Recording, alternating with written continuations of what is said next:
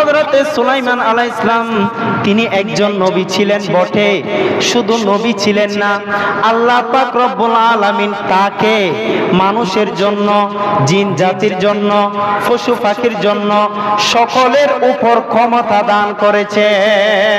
সুবহানাল্লাহ। হযরতে সুলাইমান আলাইহিস সালাম তিনি শুধু মানুষের ভাষা বুঝতেন তা নয়, তিনি পশু পাখিদের ভাষাও বুঝতেন, জিন জাতির ভাষাও বুঝতেন। তিনি শুধু মানুষের রাজা ছিলেন না, তিনি পশু পাখির রাজা ছিলেন, জিন জাতির রাজা ছিলেন। হযরত সুলাইমান আলাইহিস সালামের কাছে একটি খবর আসলো। কি খবর? হযরত সুলাইমান আলাইহিস সালামের যুগের মধ্যে ইয়ামেনের মধ্যে আরেকটি বিশাল রাজপ্রাসাদ ছিল, যেই রাজপ্রাসাদটি রানী বিলকিসের রাজপ্রাসাদ নামে পরিচিত। কার নামে? রানী বিলকিসের রাজপ্রাসাদ নামে পরিচিত। ইয়ামেন রাজ্যের মধ্যে, ওখানের মধ্যে একজন রানী ছিলেন, তার নাম হচ্ছে রানী বিলকিস।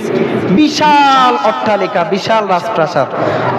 সুলাইমান আলাইহিস সালামকে হুদহুদ পাখিরা খবর দিলেন যে নি ওয়াজাদতুম রাআতান তামলিকুহুম ওয়া উতিয়াত মিন কুল্লি শাইইন ওয়া লাহা আরশুন আযীম। হুদহুদ পাখি হযরতে সুলাইমান আলাইহিস সালামকে খবর দিলেন, আমি একজন নারীকে পেয়েছি যিনি তাদের রাজত্ব করেন এবং তার বিশাল অট্টালিকা রয়েছে, অনেক বড় রাজপ্রাসাদ রয়েছে। তখন সুলাইমান আলাইহিস সালাম যখন এই ঘটনা জানতে পারলেন, তখন রানী বিলকিসের নিকট ইসলামের দাওয়াত প্রেরণ করলেন, চিঠি প্রদান করলেন। যখন ওই চিঠি পেয়ে চিন্তিত হয়ে গেলেন এবং হযরতে সুলাইমান আলাইহিস সালামের নিকট কিছু উপহার সামগ্রী পাঠালেন। হযরতে সুলাইমান আলাইহিস সালাম যখন এই উপহার সামগ্রীগুলো পেলেন, উপহার সামগ্রী পাওয়ার পর তাদেরকে বললেন যে তোমাদের উপহার আমার দরকার নাই, তোমাদের উপহার তোমরা নিয়ে যাও, কারণ আমাকে আল্লাহ পাক রব্বুল আলামিন এর থেকে উত্তম উপহার দান করেছেন।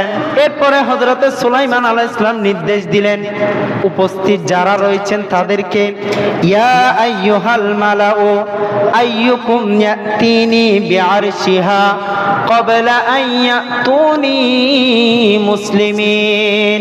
হে আমার সভাসদ, শুনো শুনো, তোমাদের মধ্যে এমন কে আছো যে রানী বিলকিসের ওই রাজপ্রাসাদটি আমার সামনে হাজির করবে?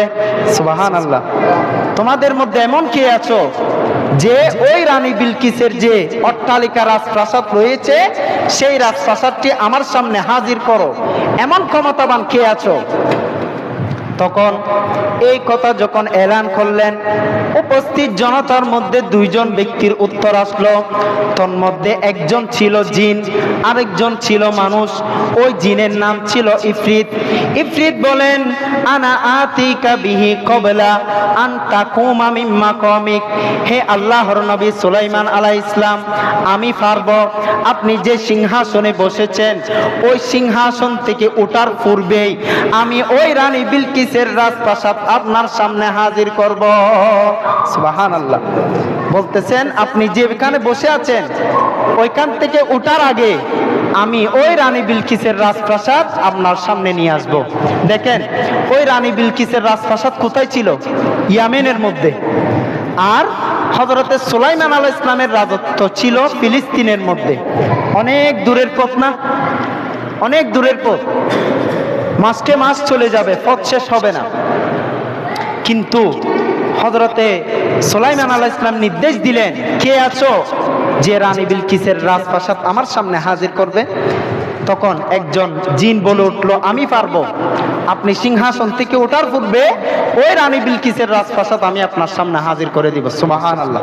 তো দ্বিতীয় জন ব্যক্তি, উনি ছিলেন মানুষ। তৎকালীন যুগের সুলাইমান আলাইহিস সালামের যুগের একজন আল্লাহর নৈকট্যপ্রাপ্ত বান্দা ছিলেন, আল্লাহর ওলি ছিলেন। কিতাবের মধ্যে তার নাম এসেছে আসিফ ইবনে বারখিয়া। ওই মানুষ বললেন, আনা আতিকা বিহি ক্বাবলা আন ইয়ারতাদ্দা ইলাইকা তরফুক। ওই জিন আপনাকে বলল আপনার সিংহাসন থেকে ওঠার পূর্বে ওই রানী বিলকিসের রাজপ্রাসাদ আপনার সামনে হাজির করব।